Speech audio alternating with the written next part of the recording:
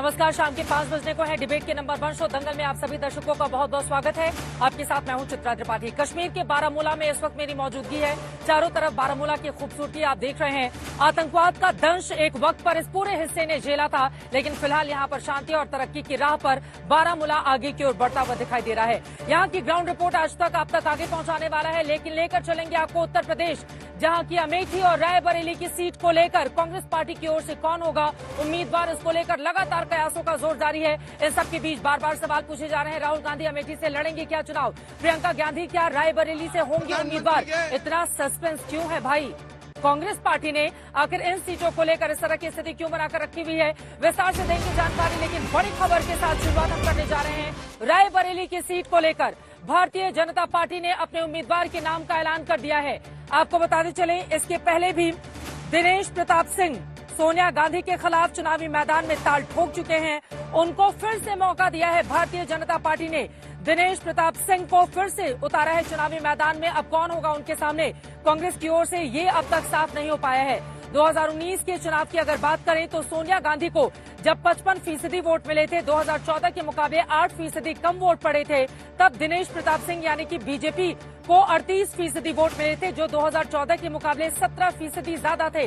2014 के इलेक्शन में सोनिया गांधी को 63% वोट मिले थे, लेकिन 2019 में 8% वो घट जाता है। ऐसे में दिनेश प्रताप सिंह को उतारकर माहौल को वहां पर बदलने में अब भारतीय जनता पार्टी जुट गई है, क्योंकि बार बार अब इस मुद्दे को वो उठाएगी, चाहे गांधी परिवार से कोई उम्मीदवार हो या फिर कोई दूसरा उम्मीदवार हो, उसको चुनावी मैदान में उतारकर दरअसल इस तरह का परसेप्शन बनाएगी कि देखिए कैसे गांधी परिवार ने आखिरी वक्त तक इस सीट को लेकर कोई निर्णय नहीं लिया। लेकिन बड़ा सवाल है कि कौन होगा उम्मीदवार। मौसमी सिंह मेरी सहयोगी जुड़ चुके हैं ज्यादा जानकारी के साथ। मौसमी, कम से कम बीजेपी का उम्मीदवार कौन होगा? अब 24 घंटे से भी कम का वक्त बचा हुआ है, लेकिन बीजेपी की ओर से उतार दिया गया है। कांग्रेस पार्टी के खेमे में इसको लेकर इस तरह की स्थिति क्यों बनी हुई है? इतना सस्पेंस क्यों है मौसमी? बिल्कुल, देखिए, राज बब्बर की माने तो जितना ज्यादा मूवी में सस्पेंस होता है उतनी हिट पिक्चर होती है, लेकिन ये कोई रील की पिक्चर नहीं है, ये असल सियासी घमासान है। और ऐसे में एक टाइम एडवांटेज या फर्स्ट मूवर्स एडवांटेज कह लीजिए, ये बीजेपी को यहाँ पे नजर आ रहा है। हालांकि जयराम रमेश ने सवाल खड़े किए थे कि अगर कांग्रेस को देर हो गई तो बीजेपी का ही क्यों इतनी देरी की। तो कुल मिला के ये इंतजार किया जा रहा था बीजेपी द्वारा कि कांग्रेस अपना उम्मीदवार जो है कि पत्ते खोले और उसके बाद बीजेपी। ठीक भैया, आप इजाजत दे। ठीक भैया, जय श्री राम। तो आपने देखा करण भूषण सिंह, ज्यादा उन्होंने कुछ नहीं कहा कि पिताजी के आशीर्वाद से मिला है और मैं पिताजी के काम को ही आगे बढ़ाऊंगा। इस वक्त वो अयोध्या प्रभु राम के दर्शन के लिए निकल चुके हैं, जैसे ही इस बात का ऐलान हुआ है, इसका घोषणा हुआ। कुमार अभिषेक, कैसरगंज।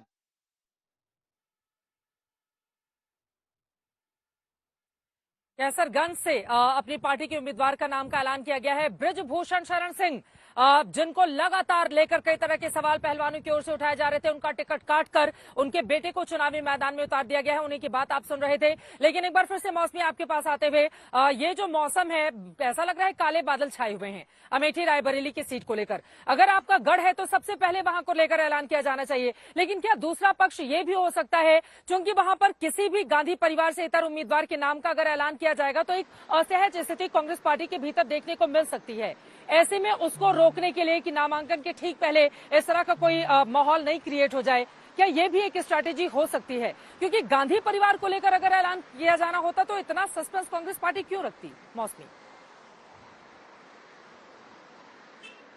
बिल्कुल, देखिए चित्रा, लगातार ये कहा जा रहा था कि अगर आपको किसी और की घोषणा करनी थी तो कम से कम आप उसको वक्त देते, जो भी कैंडिडेट लड़ रहा है वो अपनी तैयारी करता।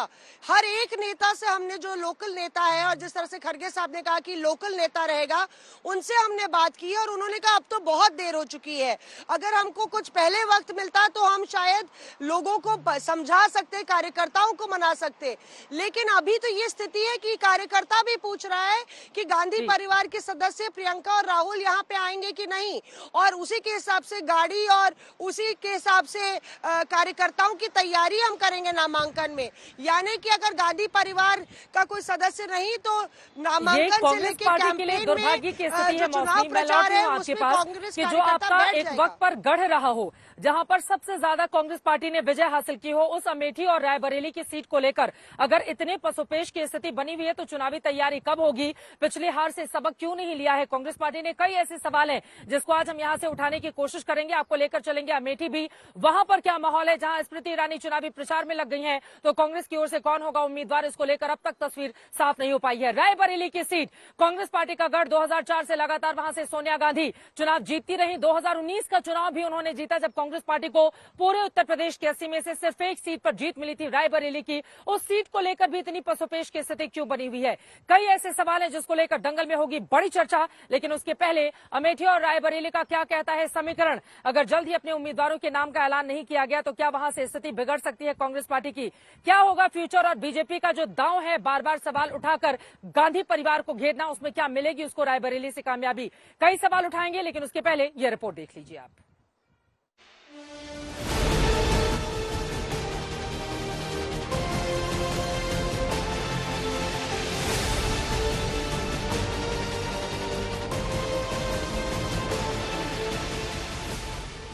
कांग्रेस के गढ़ अमेठी और रायबरेली को आज तक इतनी बेसब्री से अपने नेताओं का इंतजार नहीं रहा होगा जितना इस चुनाव में हो रहा है, क्योंकि अमेठी रायबरेली में नामांकन का काउंटडाउन शुरू हो चुका है।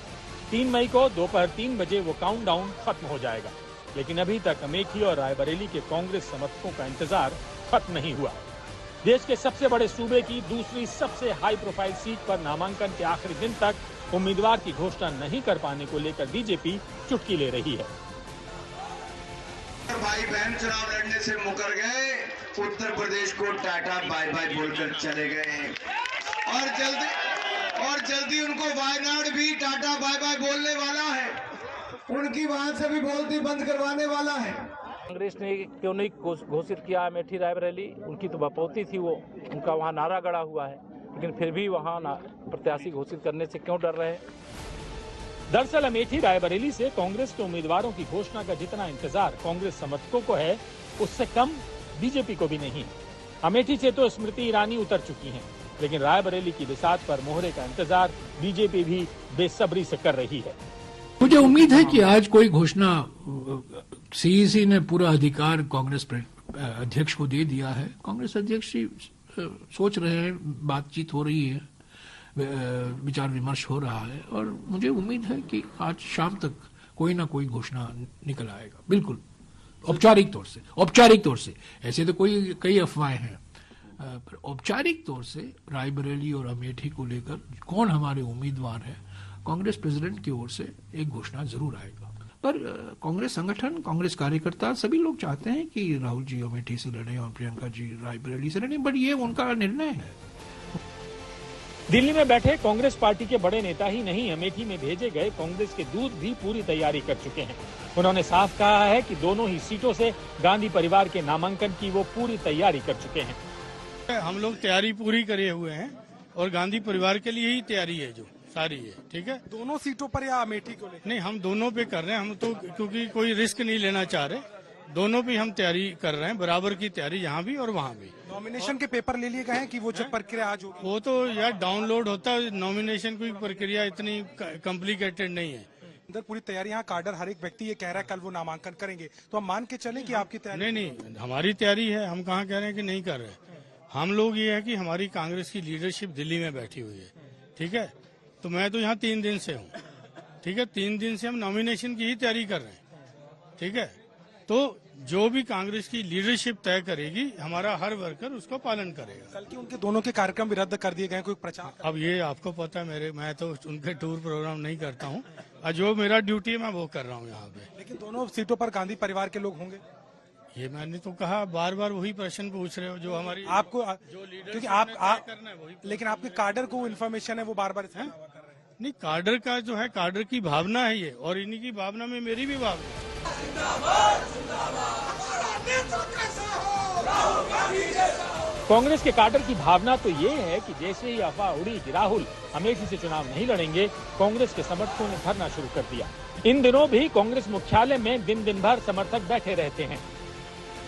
अमेठी के लोगों के अंदर इस बात को लेकर के लगातार चर्चा थी कि क्या राहुल गांधी चुनाव लड़ेंगे या नहीं, लेकिन अब जिस तरीके से कांग्रेस कार्यकर्ताओं का उत्साह है वो लगातार जो है इस बात को कह रहे हैं कि राहुल गांधी ही आएंगे, और इसको लेकर के जितने भी कार्यकर्ता हैं वो इस समय काफी एक्साइटेड हैं और उनको लगता है कि आज ये ऐलान हो जाएगा।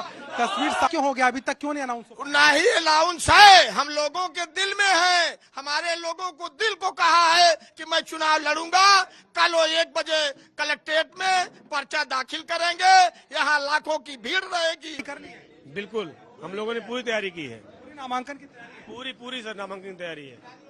एक और तस्वीर हम आपको दिखाते हैं। नोखेलाल तिवारी हैं, हर बार जो है कांग्रेस के प्रचार में रहते हैं। आ रहे हैं राहुल जी? जी, राहुल गांधी कल नामांकन है और बहन प्रियंका गांधी का भी नामांकन। रायबरेली अमेठी पूरे देश की बदलाव की आंधी, जिनका नाम है राहुल गांधी, बहन प्रियंका गांधी, और दोनों कल 3 तारीख। क्या है, अमेठी को नहीं भूल पाए हैं क्या गांधी परिवार लड़ेगा? देखिए, अमेठी रायबरेली उनका घर है, परिवार है, पुराना रिश्ता है। पंडित गांधी की आवाज है। राहुल गांधी की तैयारी है पूरी तैयारी यहाँ पर हो चुकी है। कल राहुल जी यहाँ आ रहे हैं और वो पर्चा दाखिल करेंगे और हम लोग बहुत उत्साह में हैं। यहाँ पर फूल माला मंगा लिया गया है, उनके लिए कर गया। इसके लिए राहुल गांधी का यहाँ का नाता पारिवारिक नाता है। वो क्यों ये नाम पहले क्यों नहीं आ गया? घर है तो पहले ही बता दो। देखिए, ये आप रणनीति समझिए या कुछ समझिए, जो ये जनता आज बोल रही है कि अमेठी में गांधी परिवार के जो अमेठी के सदस्य थे वो बोल रहे हैं, हर घर से आवाज निकल रही है। क्या लगता है आएंगे? आप पुरानी कार्यकर्ता हैं बहुत यहाँ पे। आएंगे कल पर्चा दाखिल करेंगे। दिनेश प्रताप सिंह जी इस वक्त हमारे संवाददाता समर श्रीवास्तव के साथ जुड़ चुके हैं। बीजेपी के रायबरेली से आप उम्मीदवार हैं। समर, बातचीत कीजिए। बिल्कुल चित्रा, यूपी सरकार में मंत्री हैं दिनेश प्रताप सिंह। बीजेपी ने उनको टिकट दिया है रायबरेली से। हम सीधा रुख करेंगे दिनेश प्रताप सिंह का और उनसे समझेंगे कि आखिर उनकी क्या रणनीति रायबरेली से रहने वाली है। दिनेश जी हमारे साथ जुड़ चुके हैं। दिनेश जी, आपको टिकट मिला है रायबरेली से, आखिरी दिन कल नॉमिनेशन है, पहली प्रतिक्रिया आपकी क्या है? सबसे पहली प्रतिक्रिया मेरी है कि भारतीय जनता पार्टी के शीर्ष नेतृत्व ने छोटे से कार्यकर्ता पर जो भरोसा किया है, इसके लिए मैं अपने देश के यशस्वी प्रधानमंत्री, अपने देश के यशस्वी गृह मंत्री, अपनी भारतीय जनता पार्टी का राष्ट्रीय अध्यक्ष और भारतीय जनता पार्टी रायबरेली के छोटे छोटे उन कार्यकर्ताओं का धन्यवाद देता हूं, जिनकी भावनाओं को सुन करके हमारी राष्ट्रीय पार्टी और राष्ट्रीय नेतृत्व ने मुझे इस लायक समझा। मैं इन सबका हृदय से धन्यवाद देता हूं और भरोसा दिलाता हूं कि उनकी भरोसे को कभी हारने नहीं दूंगा, उनके भरोसे को कायम रखूंगा। रायबरेली में कमल खिलेगा, जो देश के यशस्वी प्रधानमंत्री जी को फिर से प्रधानमंत्री बनाने का काम आएगा। जी, रायबरेली गढ़ कहा जाता है कांग्रेस का। 19 में आपने ही सोनिया गांधी के खिलाफ चुनाव भी लड़ा था। आप कैसा देख रहे हैं समीकरण? आप किसको गढ़ कहते हो? ये रायबरेली कांग्रेस का गढ़ कभी रहा होगा जब से देश के यशस्वी प्रधानमंत्री मोदी जी ने देश की कमान संभाली है। आज मोदी जी के हाथों में देश सुरक्षित है, मोदी जी के हाथों में देशवासियों की गाढ़ी कमाई का पैसा सुरक्षित है। तब से मैं कह सकता हूं, रायबरेली जनपद में न एक गांव का प्रधान कांग्रेस का जीतता है, न एक बीडीसी जीतता है, न एक एमएलए जीतता है, न एक एमएलसी जीतता है, न एक जिला पंचायत सदस्य जीतता है। कौन सा गढ़ किसे आप कहते हो? आज रायबरेली भारतीय जनता पार्टी का गढ़ है। रायबरेली का जिला पंचायत अध्यक्ष भारतीय जनता पार्टी का है। रायबरेली में सबसे ज्यादा वोट आज भी भारतीय जनता पार्टी के पास है और इस बार रायबरेली में मोदी जी के भरोसे की जीत होगी, रायबरेली के भरोसे की जीत होगी। रायबरेली के भरोसे को इन नकली गांधियों ने तोड़ा है, इसका जवाब रायबरेली की जनता जरूर देगी। माना जा रहा है रायबरेली से प्रियंका गांधी या राहुल गांधी में से कोई चुनाव लड़ेगा। आप कितनी बड़ी चुनौती मानते हैं? हम इसे भली भांति जानते हैं। मैं श्रीमती प्रियंका गांधी जी की मां श्रीमती सोनिया गांधी से चुनाव लड़ चुका हूं, जो 4-6 बार की सांसद रह चुकी हैं। 4 बार रायबरेली से रही, इसके अलावा भी अमेठी से सांसद रही हैं। अगर मैं उनसे चुनाव लड़के और उनके दांत खट्टे करके मैंने रायबरेली से रायबरेली वासियों की बदौलत भेजे हैं, तो प्रियंका गांधी तो सोनिया गांधी की संस्कार विहीन जिनको भारतीय संस्कार संस्कृति छू तक नहीं गया है।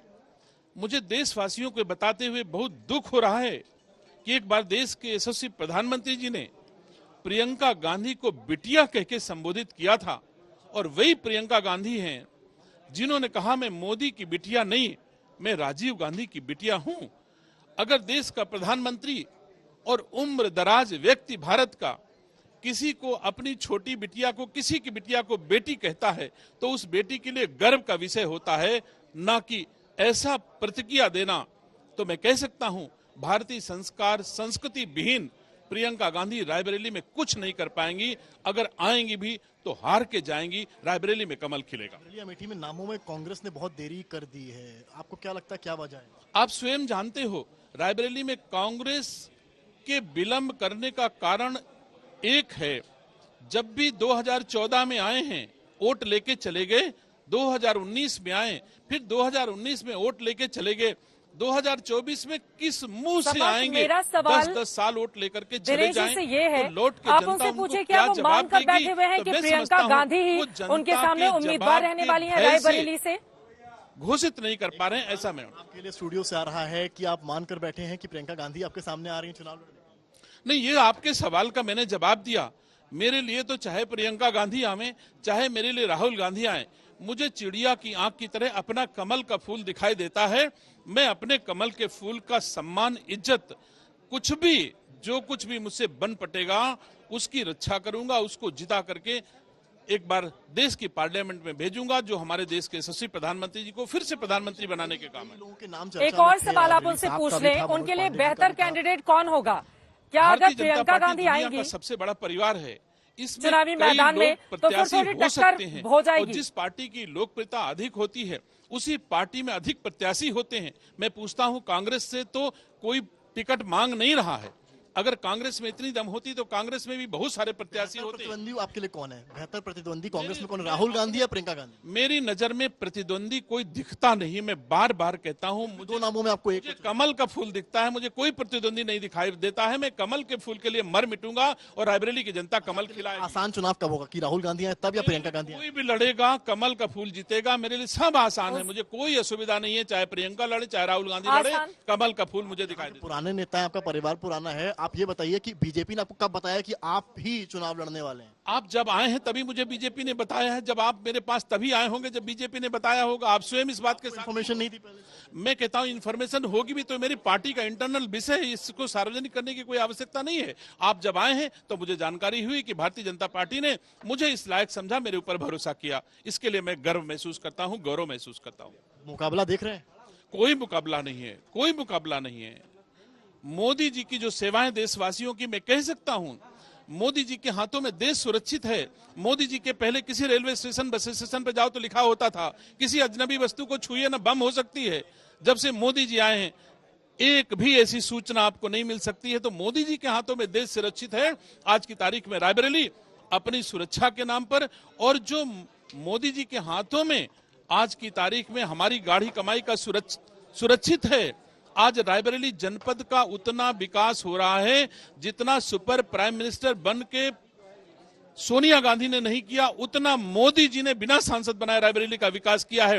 रायबरेली से अयोध्या धाम 4 लेन, रायबरेली से प्रयागराज 4 लेन, रायबरेली से कानपुर 4 लेन, रायबरेली का रिंग रोड 4 लेन, रायबरेली से गंगा एक्सप्रेसवे। जितना विकास रायबरेली की पावन धरा पर इस समय हो रहा है उतना सोनिया गांधी और गांधी परिवार ने रायबरेली का कभी 25 साल में विकास नहीं किया जितना 5 साल में मोदी जी ने किया। चर्चा ये भी उठी कि कांग्रेस ने तो देरी करी अपने उसके नाम के लिए, अभी तक की अनाउंस ही नहीं हुआ है, लेकिन बीजेपी ने आखिर रायबरेली में इतनी देर क्यों की? देखिए, जो बीजेपी को करीब से जानता है वो जानता है कि बीजेपी का प्रत्याशी कमल का फूल था। अगर आप कहते हो कि प्रत्याशी देर से घोषित हुआ है, ये आपके लिए हो सकता है।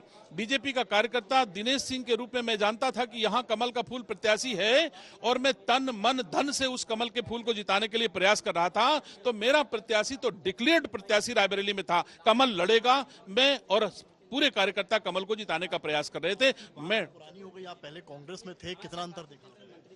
भारतीय जनता पार्टी का कार्यकर्ता मैं हूं और मेहनत करके, परिश्रम करके भारतीय जनता पार्टी के सिद्धांतों को जमीन पे उतारने, उनकी नीतियों को जमीन पे उतारने का काम कर रहा हूं। शुक्रिया बात करने के लिए। तो आपने सुना कि किस तरह से दिनेश प्रताप सिंह थे एक्सक्लूसिव। आप बातचीत करते रहें, कोई महत्वपूर्ण खबर आएगी तो फौरन लौटकर मैं आपके पास आऊंगी। दिनेश प्रताप सिंह रायबरेली से भारतीय जनता पार्टी के उम्मीदवार को आप सुन रहे थे, जिनकी ओर से कहा गया मेरे निशाने पर सिर्फ एक कमल के फूल को जिताना है, आसपास कोई भी उम्मीदवार कांग्रेस पार्टी की ओर से खड़ा कर दिया जाए, किसी से डर नहीं, क्योंकि मौजूदा वक्त में रायबरेली अब बन चुका है बीजेपी का गढ़। वैसे आपको बताते चले रायबरेली की यही वो सीट है जहां पर इंदिरा गांधी को हार का सामना करना पड़ा था जनता पार्टी के राजनारायण से।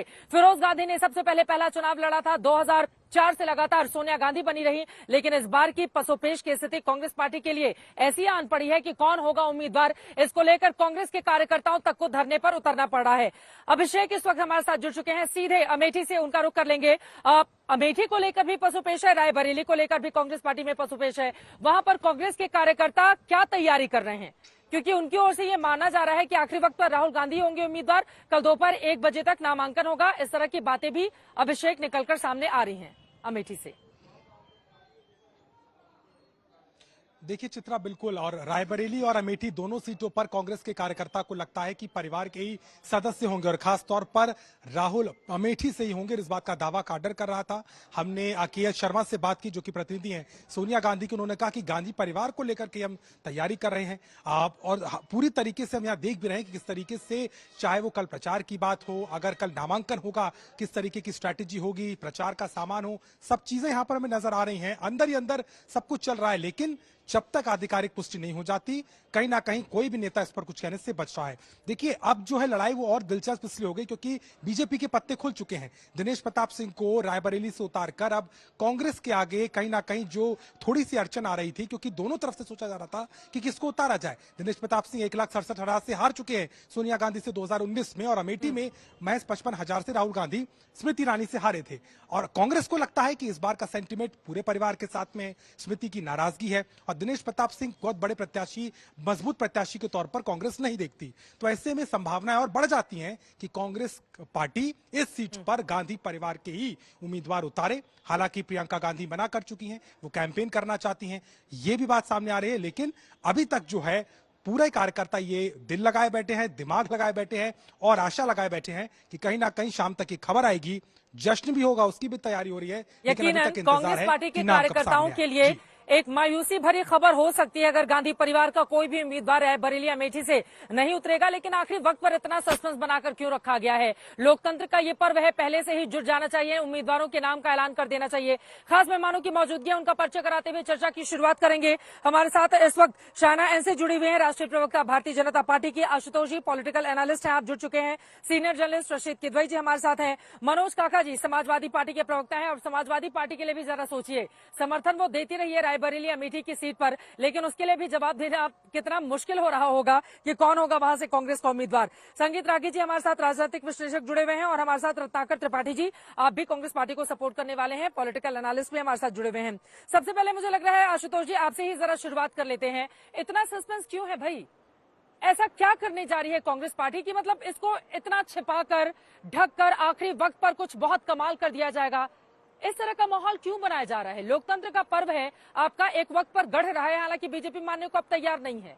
आपको लग रहा है इससे कांग्रेस को नुकसान होगा, खासतौर से रायबरेली में? आशुतोष जी। चित्रा जी, ये कौन सी पार्टी किस सीट पर किसको लड़ाएगी तो उनका अपना लोकतांत्रिक अधिकार है और अभी तक तो नॉमिनेशन की आखिरी तारीख निकली नहीं है, तो ऐसे मुझे लगता है थोड़ा सा और इंतजार करना चाहिए। दूसरी बात, मुझे लगता है कि अगर इतना सस्पेंस नहीं होता तो आप लगातार दूसरे दिन इस पर डिबेट नहीं कर रही होती, आप सोचिए कोई और मुद्दा आप लेके चली आई होती, तो इससे तो मुझे कांग्रेस पार्टी को नुकसान होता हुआ दिखाई नहीं पड़ रहा है, क्योंकि खामखा उनका प्रचार हो रहा है, दूसरे मुद्दों में चर्चा होती है। मुझे ऐसा लगता है जैसे कि अब जितना दबाव पड़ रहा है, देर सवेर राहुल गांधी या तो अमेठी से चुनाव लड़ने का फैसला हो ही जाएगा और देर शाम तक इस बारे में चर्चा भी हमारे ख्याल से खत्म हो जानी चाहिए। जहां तक नुकसान का प्रश्न, मुझे तो नहीं लगता कि इसमें किसी तरीके का कोई नुकसान है। जब तक, हाँ, अगर वो चुनाव नहीं लड़ने का फैसला करते तब शायद जरूर कांग्रेस पार्टी के लिए एक तकलीफदेह स्थिति होती, तब भारतीय जनता पार्टी और उनके विपक्षी जरूर इस बात का आरोप लगाते कि देखिए अपनी विरासत की सीट भी वो छोड़कर भाग गए हैं, इसका मतलब ये है कि उनको इस बात की उम्मीद नहीं है कि उत्तर प्रदेश के अंदर या अमेठी तक में कांग्रेस पार्टी अपनी सीट जीत सकती है। मुझे ऐसा लगता है जैसे कि जिस तरीके से हालात बन रहे हैं उनमें देर सवेर राहुल गांधी चुनाव लड़ने का फैसला हो जाएगा और रायबरेली से भी चूंकि कांग्रेस बीजेपी ने अपना उम्मीदवार खड़ा कर दिया है, तो वहां भी देर सवेर जो है वो फैसला होगा। और शायद अब मेरे पास कोई जानकारी नहीं है, लेकिन मुझे लगता है कि जो सस्पेंस था वो शायद खत्म हो जाएगा। देर आएंगे लेकिन क्या दुरुस्त भी आएंगे, इसी के साथ ये सवाल भी पूछे जाने लगे हैं। शाहना जी, मैं फौरन आपके पास आऊंगी, लेकिन मनोज काका जी, अब देखिए समाजवादी पार्टी अब भारतीय जनता पार्टी के बाद दूसरी सबसे मजबूत पार्टी है यहाँ की। आप लोगों ने कई सीटें कांग्रेस पार्टी को दे दी, लेकिन उसके लिए दिक्कत इतनी ज्यादा है कि उनका एक वक्त पर जो गढ़ रही थी सीटें अमेठी और रायबरेली, उसको लेकर भी इतनी कंफ्यूजन की स्थिति है। आप लोगों को पता है कौन उतर रहा है? अगर जानकारी है तो बताइए देश को। नहीं चित्रा, कम से कम आपको साधुवाद कि आपने माना कि भारतीय जनता पार्टी के बाद उत्तर प्रदेश देश के सबसे बड़े सूबे में अगर कोई पार्टी मजबूत है तो समाजवादी पार्टी है। ये सच आपने बोला, बहुत आपको हृदय से मैं समझता हूं कि उत्तर प्रदेश की 25 करोड़ जनमानस धन्यवाद दे रही होगी। और दूसरा जो बात आप कर रहे हैं कि कौन बहुत घबराए हुए हैं, आपको ये बात तो कांग्रेस के अभी जयराम साहब आप बता रहे थे कि आज देर शाम तक जो निर्णय आएगा आपके सामने आ जाएगा। सब बातें आपके जो संवाददाता हैं कांग्रेस के लोगों से बात भी कर रहे थे। सवाल ये नहीं, जो सबसे ज्यादा इस देश में घबराया हुआ वो है जो घबराने की आप बात कर रही है। कल परसों से जो एस्ट्राजेनेका की जो रिपोर्ट आई है कोविशील्ड की, तो वो घबराए हुए हैं जो उस कंपनी से 52 करोड़ रुपया लेकर के और इस देश में 175 करोड़ डोज इन लोगों को, इस देश के 140 करोड़ जनमानस को दे दिए। जो अब ये देश घबराया हुआ है कि किसी को ब्लड क्लॉटिंग हो सकती है, किसी को हार्ट अटैक आ सकता है। आज मैंने सुना है और देश जान रहा है कि जो प्रधानमंत्री सर्टिफिकेट पर अपने फोटो के लिए उतावले थे नरेंद्र मोदी, आज अब वो अपने फोटो वाली तस्वीर रिमूव करा दिए सर्टिफिकेट से। तो अब भारतीय जनता पार्टी घबराई हुई है, क्योंकि अब लोग सवाल कर रहे हैं। अब लोगों के पास न 8,500 करोड़ का जेट है, न 1.5 लाख का चश्मा है, न उनके पास 1.5 लाख वाली घड़ी है, न 10 लाख का सूट है। लोगों के पास रायबरेली से लेके पूरे उत्तर प्रदेश में किसानों के जो खेतों में है वो आवारा पशु है। भारतीय जनता पार्टी के पोषित जो किसानों की फसल खा रहे हैं। आज पूरा देश 45 साल के भयंकर बेरोजगारी का है। तो हर घर से जो युवा, होनहार युवा जिसको रोजगार मिलना चाहिए, वो देख रहा है कि बीजेपी ने तो कुछ किया ही नहीं। तो सबसे ज्यादा घबराई तो बीजेपी है। लोगों पे मुकदमे हो रहे हैं, हम जैसे लोगों पे अभी भारतीय जनता पार्टी ने मुकदमा करा है।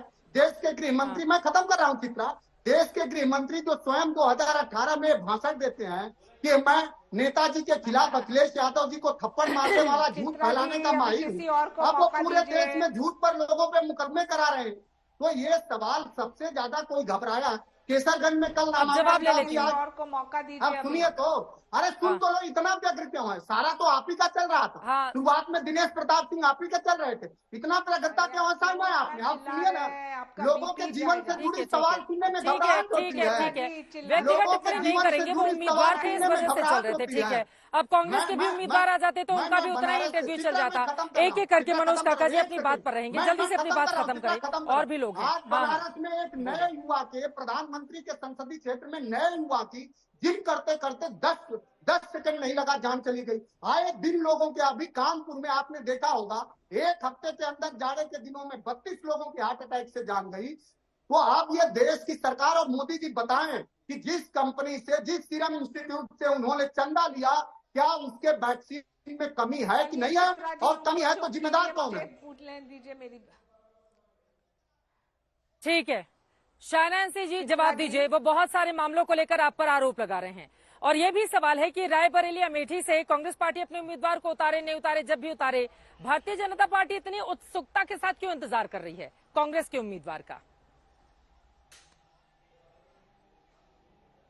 देखिए चित्रा जी, सबसे पहले तो मैं ये कहूंगी कि 70 साल इस देश में जब कांग्रेस का शासनकाल अमेठी रायबरेली को लेके दगा उन्होंने जो किया, ये चीज स्पष्ट होती है कि ये उनके मन में है ही नहीं कि जनहित में काम करना। आपने देखा है कि दादा लड़े, दादी लड़े, चाचा लड़े, चाची लड़े, बेटा लड़े, बेटी लड़े, बहू लड़े या दामाद लड़े, जो कोई लड़ेगा वो हारने वाले हैं ही। अपनी अपनी बारी में मनोज जी प्लीज, अपनी अपनी बारी में बाद भी वो वापस आके जनता के लिए काम नहीं करती है, और जब जनता के साथ है तब भी काम नहीं करते हैं। ये वही राहुल गांधी है जो अमेठी में हार के मनोज जी जब आप बोल रहे थे वो शांति से सुन रहे थे, ये तरीका नहीं हो सकता है। मनोज काका जी प्लीज, ये तरीका नहीं हो सकता है, आपको उनकी बात सुननी पड़ेगी प्लीज। मैंने जो सवाल खड़ा किया चित्रा जी, कम से कम उसके जवाब तो क्या मैं चाहिए। शुरुआत इस करूं देश के चित्रा 140 जी? करोड़ लोगों के जीवन से 70 जुड़े साल सवाल कांग्रेस ठीक है सर, पार्टी मुझे ने लग रहा है जो कि आपको उनका बेवफाई जवाब की सुनना है चाहिए, प्लीज अमेठी प्लीज, और प्लीज, ये रायबरेली तरीका की नहीं हो सकता, जनता मनोज के जी, साथ। चित्रा जी, कांग्रेस पार्टी ने 70 साल से दगा की है। कांग्रेस पार्टी ने अमेठी और रायबरेली दोनों में कोई काम किया ही नहीं, भगोड़े हैं, यहां से वायनाड, वायनाड से यहां, और फिर वापस आते भी नहीं और काम भी नहीं करते हैं। तो मैं ये कहूंगी कि दादा दादी, चाचा चाची, बेटा बेटी, बहू, दामाद, कोई भी लड़े वो हारने वाले हैं निश्चित रूप से।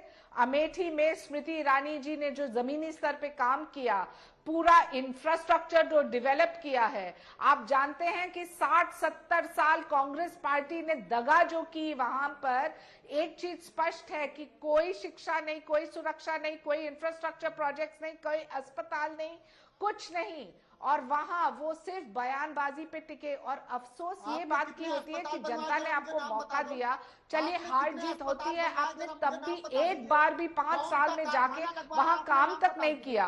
तो ये वो कांग्रेस पार्टी है मनोज जी प्लीज, बाकी लोग भी इंतजार कर रहे हैं। तू मैमे में अच्छी डिबेट नहीं हो पाएगी। मनोज काका जी, प्रधानमंत्री ने जो 60 करोड़ लाभार्थी को प्रधानमंत्री आवास योजना दिया है, शौचालय दिए हैं, शिक्षा दिया है, हम जानते हैं उज्ज्वला दिया है, जो बैंक अकाउंट्स दिए, महिलाओं को जो मौका मिला है मुद्रा के निमित्त, जो स्टार्टअप्स है, जो घर रूरल इंडिया में जो आज बेनिफिशियरीज है मुद्रा बैंकिंग के, तो वो महिला है। महिलाओं को, जो मुसलमान महिलाओं को ट्रिपल तलाक दिया, जो सम्मान दिया है, लिस्ट अनगिनत है। चित्रा जी, मुझे आधा घंटा आपके टीम में इसमें ही लगेगा, लेकिन देखिए ये राहुल गांधी ठीक है, अनगिनत लिस्ट है आपके पास। रत्नाकर त्रिपाठी जी, अब सीधे आपके पास आते हुए, एक तरफ वो अपनी लिस्ट गिना रही है, दूसरी तरफ, ठीक है मैम, दूसरी तरफ ये सवाल आपसे पलटकर पूछा जाएगा। देखिए, अगर देर से गांधी परिवार के किसी कैंडिडेट का अनाउंसमेंट होता है नाम का, तो ये सवाल पूछा जाएगा कि इन लोगों का तो मन ही नहीं था यहां से लड़ने के लिए, ऐसा लग रहा है पार्टी के दबाव की वजह से इनको भेजा गया। और गांधी परिवार से अगर कोई नहीं लड़ेगा, किसी दूसरे कार्यकर्ता को आप मौका देते हैं, तो फिर भारतीय जनता पार्टी के पास बड़ा मौका हो जाएगा आपके ऊपर हमला करने के लिए। रत्नाकर त्रिपाठी जी, इतनी देर क्यों की जा रही है दोनों ही सीटों को? मैडम देखिए, मैडम ये प्रश्न कौन पूछेगा? जिसे कांग्रेस को चुनाव लड़ाना है वो ये प्रश्न नहीं पूछेगा। ये प्रश्न वो पूछेगा जिसके दिल की धड़कन रुकी हुई है, जैसे प्रधानमंत्री मोदी जी की। पता नहीं आप गुजराती जानती हैं कि नहीं जानती हैं, लेकिन मैं थोड़ा बहुत जानता हूं। आज बनासकांठा में उन्होंने इतना बड़ा झूठ बोला, मतलब प्रधानमंत्री झूठ बोल रहा है। तुम्हारे सरकार बनावी होए तो तुम्हें ओछामा ओछा 200 बूथ में एमपी જોઈએ। अगर आपको सरकार बनानी है तो आपको कम से कम 200 एमपी चाहिए। और साथियों, हमें भाजपा अतिरिक्त कोई पण पार्टी 200 बूथ पर एमपी लड़ावती नहीं हती। भाजपा छोड़ के कोई पार्टी कांग्रेस पर, अरे 278 सीटों पे तो कांग्रेस उतार चुकी है। क्या हो गया प्रधानमंत्री जी को? हिल गए हैं क्या अंदर से? आप उठाइए, आपके हाथ भी बजा है उनका बनासकांठा का, उठा के देखिए ना। गिनती कमजोर हो गई है। अगर 278 पे पार्टी उतार चुकी है अभी तक, और वो 200 भी नहीं मांग रहे हैं, तो 400 में वो किधर जाएंगे? आप खुद सोचिए, पैरामीटर लगा लीजिए। और गांधी परिवार को लड़ना है या किसको लड़ना है, ये तो कांग्रेस का मसला है ना मैडम, ये किसी और का मसला तो नहीं है।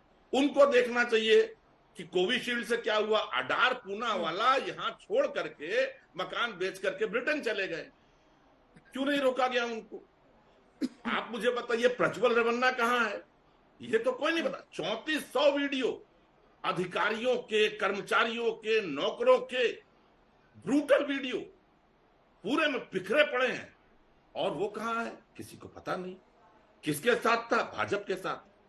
तो आप, बस मैं आपसे ये पूछना चाहता हूं, गांधी परिवार लड़ेगा नहीं लड़ेगा? गांधी परिवार अगर लड़ेगा, आपको लगेगा जीतेगा तो जीतेगा, ठीक है, जनता वोट ये बड़ा नहीं मुद्दा लड़ेगा। है, ये बड़ा मुद्दा है रत्नाकर जी जो आप उठा रहे हैं।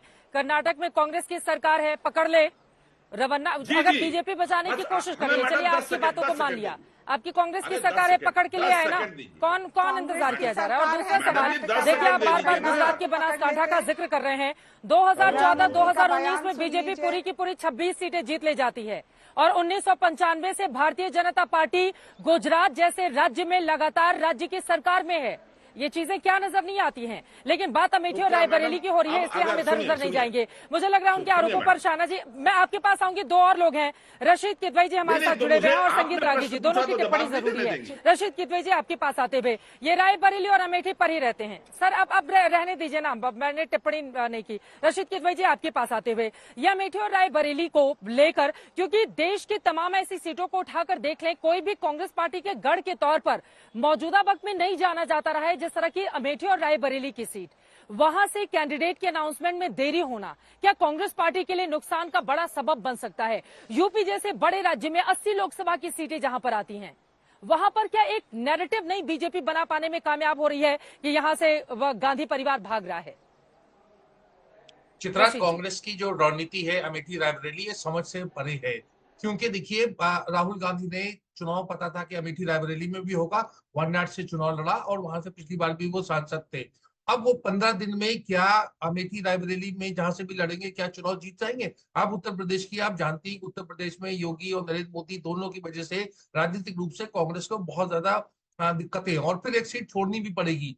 और कोई भी देश में कोई भी बड़ा लीडर इस समय, चित्रा जी, दो सीटों से चुनाव नहीं लड़ रहा है। ये सिर्फ राहुल गांधी को एक तरीके से हम कहते हैं गुब्बारे में फुला करके उनकी एक बार फिर एक तरीके से चक्रव्यूह में फंसाया जा रहा है। उनके अंदर वाले भी कर रहे हैं, बाहर वाले भी कर रहे हैं, और वो जो है फिर पूरा चुनाव राहुल गांधी बनाम नरेंद्र मोदी हो जाएगा और उससे कांग्रेस और विपक्ष को भारी नुकसान होगा।